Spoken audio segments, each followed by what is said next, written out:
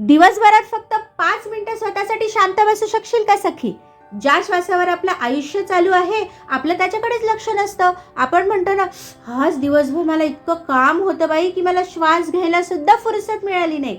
मग हेच स्वतःसाठी थोडासा वेळ काढायचा. काही नाही, आपली पुढची #habit7 ही करायची.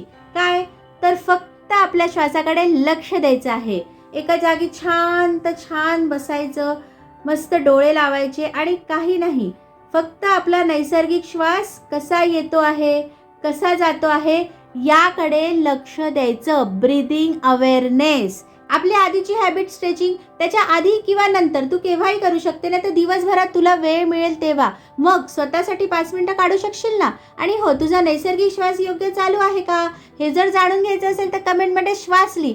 पुढच्या थर्सडे टिपमध्ये मी तुला याची टेक्निक नक्की सांगेल. आवडत असेल, युजफुल वाटत असेल तर व्हिडिओला लाईक कर आणि अशाच छान छोट्या छोट्या सवयी शिकण्यासाठी चॅनल नक्की सबस्क्राईब कर.